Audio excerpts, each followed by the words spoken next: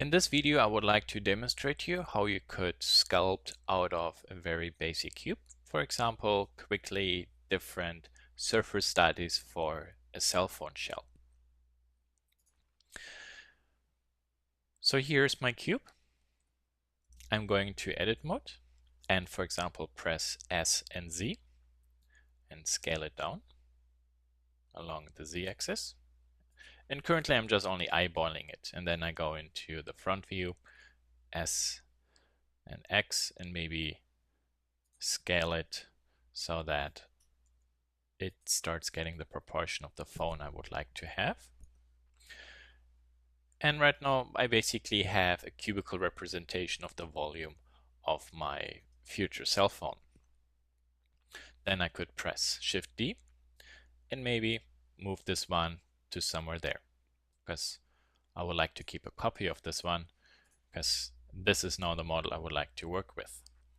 In the next step, I'm going to add the subdivision surface modifier, maybe set it to 3, set shading to smooth, and then I could go ahead and actually start maybe trying to imagine how my cell phone should be and how I have to add different loop cuts to get certain edge roundings. And let's say in this case we would try to model something that represents maybe somewhat the shape, let's say, of the iPhone. So I would like to have flat surfaces, not arced, and from the top nicely rounded edges. So to do this, I can press Ctrl R and then go onto one of those edges, move my mouse wheel once, so I have 2 cuts, press my left mouse button, and then I can press S and X, so I scale along the x-axis and move, for example, those points away from each other. So you see the scale functions like a symmetrical move away from each other. Then I do the same, Control R, go into this edge, the vertical one, move my mouse wheel once, left click, press S and Y and move those points up. And then let's see what we have. So far that actually, for example, from the top doesn't look too bad. Maybe the rounding is a little bit too much, so too short. So maybe I scale this down a little bit. Alt and Shift Alt, clicking with the left mouse button on those loop cuts, selects the loop cuts, S and X, and then scaling them back to each other. So I increase that rounding a little bit. So from the top, let's say that is okay. But from the side, this is very rounded and not really what I want. So there, for example, I could again press Ctrl R and then move my mouse wheel once, click, and then S, and in this case Z, and scale them, for example, very closely actually to that edge. Let's say like there. And now I have more a cubical object, where from the top view the edges are, the vertical corners are rounded bigger, and all the other edges are rounded a little bit smaller. And let's move this one to here, and maybe let's Shift D, duplicate this model and move it to here, and see what further shapes we could develop out of this. Well, maybe I'm going to create a loop cut in the center, because I would like the upper and the lower surface to slightly arc. So to do this, I need to have geometry to force the surface to be skinned inside.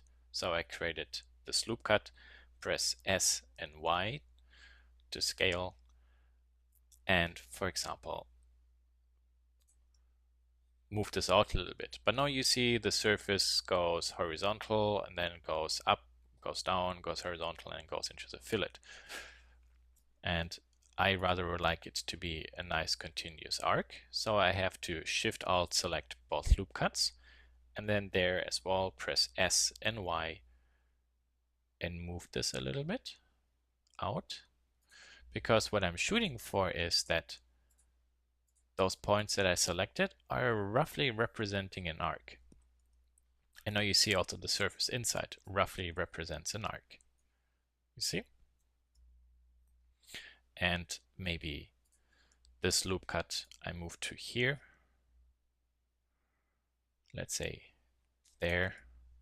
And now, for example, I have a cell phone where the top surface has a very small fillet, and then the back part is nicely and softly rounded. See this?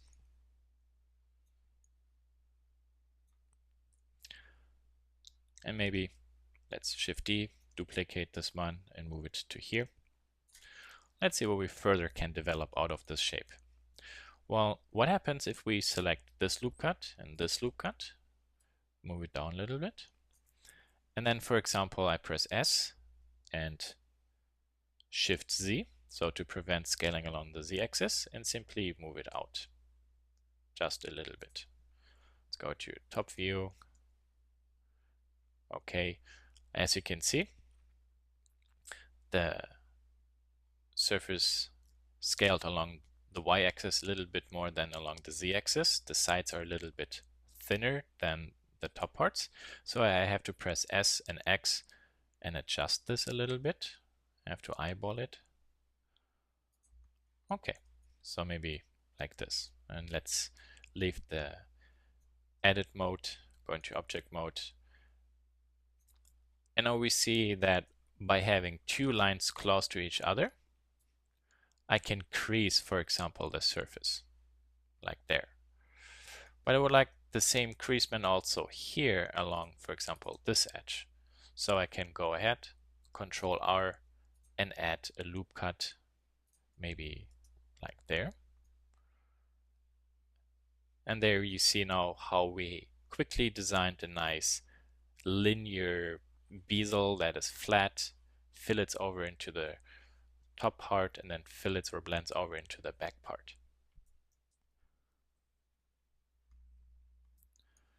And maybe Shift D, create another one. Could, for example, maybe select this one, scale it a little bit. Okay.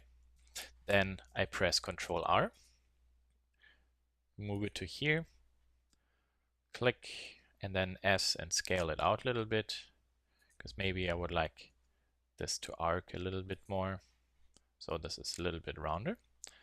And then seen from the back, well, maybe those points I have here, I select and maybe move up just a little bit,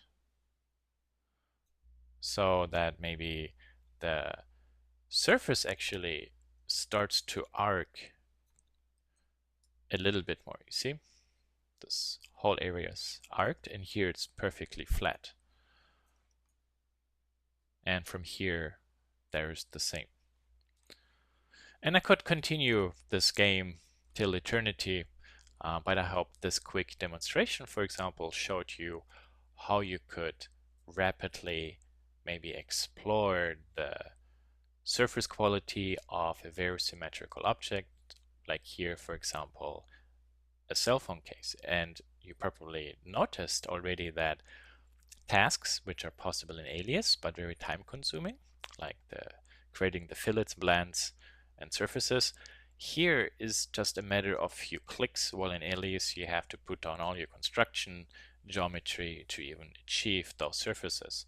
So this, for example, is a very good case where you could use subdivision surface modeling to quickly explore an idea instead of wasting a lot of time and trying to get something right, and then you don't really like it, and then you have to rebuild it in Alias.